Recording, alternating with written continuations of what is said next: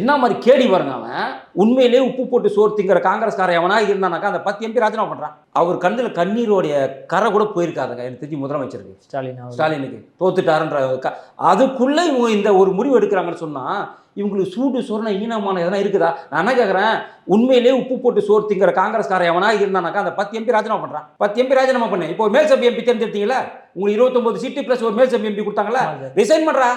இப்போ கூட சரி, நீங்கள் திமுகவோட தயவில் தான் இந்த 5 எம்எல்ஏ கூட, இந்த 5 எம்எல்ஏ ரிசைன் பண்ணு, திரும்ப ரீஎலெக்ஷன் போ, முடியுமா உன்னால?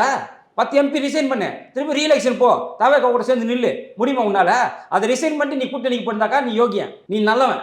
நீ வந்து திமுக தயவில் ஒட்டுமொத்தமாக எம்பி ஆகிட்டு, திமுக தயவில் எம்எல்ஏ ஆகிட்டு, திமுக தயவில் கவுன்சிலர் ஆகிட்டு, இன்னைக்கு திமுகவுக்கே துரோகம் பண்ணுறேன்னு சொன்னால் உன்ன மாதிரியான ஒரு ஈனப்பிறவி, உன்ன மாதிரியான ஒரு இழிப்பிறவி இந்திய அரசியலில் எவனுமே கிடையாது. இது தேவை, திமுகவுக்கு இது தேவை. திமுகவுக்கு காங்கிரஸ் எதிர்க்கக்கூடிய எண்ணம் இது பாஜகவை எதிர்க்க வேண்டிய அவசியம் கிடையாதுங்க. அப்போ காங்கிரஸிற்காக மினிஸ்டர் பதவி கூட வேணாம், நான் பாஜக கூட கூட்டணிக்கு போக மாட்டேன்னு சொன்ன திமுகவுக்கு இவ்வளோ பெரிய துரோகம் நீ பண்ணியிருக்கிறிய. இது எவ்வளோ பெரிய அப்பட்டமான பொய். 30 எம்பி வச்சிருக்கிறாங்க திமுக.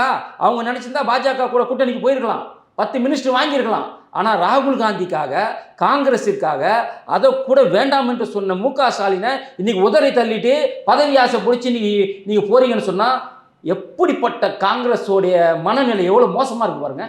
அதுவும் தமிழ்நாடு காங்கிரஸ் இது ரொம்ப தெளிவாக இருந்தார் ராகுல் காந்தி. என்னன்னா, இந்த விஷயத்தை பொறுத்த வரைக்கும் தமிழ்நாடு காங்கிரஸை முடிவெடுத்துக் கொள்ளட்டும்.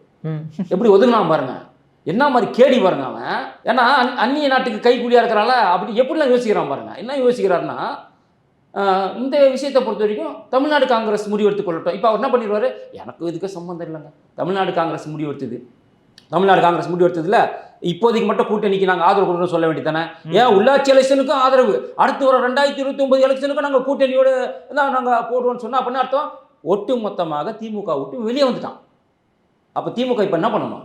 30 எம்பி நான் கொடுக்குறேன்டா பாஜகவுக்கு ஆதரவு அப்படின்னு இவன் செஞ்சானாக்கா இவன் பழி வாங்குறதா அர்த்தம். ஆனால் அது செய்வாங்களா இல்லையான்னு எனக்கு தெரியாது.